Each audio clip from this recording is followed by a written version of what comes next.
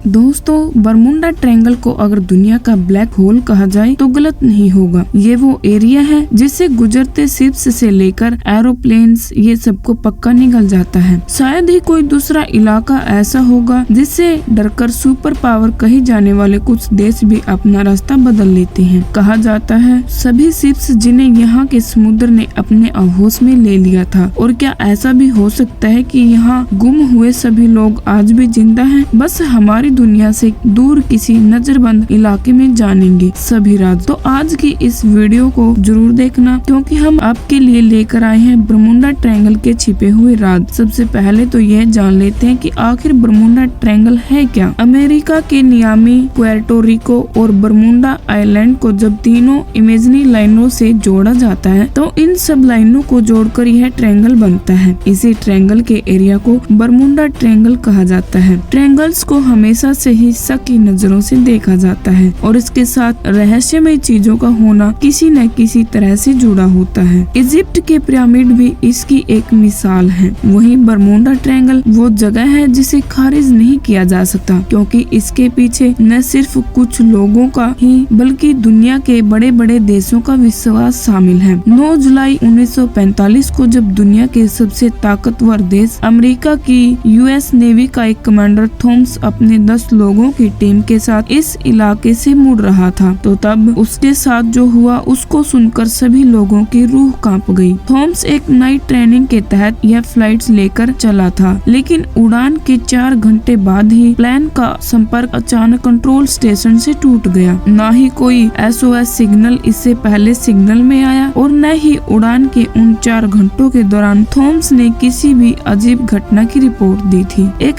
Plane का संपर्क टूटा और फिर वहां से कभी कोई सिग्नल नहीं आया। अमेरिका की सरकार द्वारा थॉमस और उनकी टीम्स को ढूंढने के लिए अगले 10 दिन तक एक रेस्क्यू ऑपरेशन चलाया गया, लेकिन खोज पर गए लोगों को एक सुई भी नहीं मिली। मामला अभी समझा नहीं जा रहा था कि फिर से 5 महीने बाद एक प्लेन को एक अलग मिशन के लिए बरमुडा की तरफ भेजा गया। सब कुछ सही होने पर छोटा सा मिशन पूरे करने के बाद सभी फ्लाइट्स को 2-3 घंटे में वापस आ जाना चाहिए था। बरमुडा ट्रायंगल में घुसते ही सभी प्लान्स में बैठे लोग को एक साथ घबराहट महसूस होने लग गई। कमांडो को कुछ दाल में काला लग रहा था। उसने 4 प्लान्स को मिशन छोड़कर वापस अपनी जगह पर जाने के आदेश दिए, पर शायद तब तक बहुत देर हो चुकी थी। जब एक पायलट ने फ्लोरिडा का रास्ता ढूंढने की कोशिश की तो उसका कंपास बंद हो गया था। सुबह के लगभग 4 बज गए। आसमान बिल्कुल साफ था। उन्हें लगा कि वो सूरज की रोशनी में दिशा देखकर फ्लोरिडा का पता लगा लेंगे, लेकिन फिर अचानक से साफ आसमान को काले बादलों ने ढक लिया। उन्होंने फिर भी आस नहीं छोड़ी और वो लगातार इस समस्या को कंट्रोल करने में कोशिश करने लगे। फिर इसी प्लान्स का फ्यूल खत्म होने लगा और एक वक्त के बाद फ्लोरिडा स्टेशन का संपर्क उनसे टूट गया। इसका मतलब साफ था कि कुछ बहुत बड़ी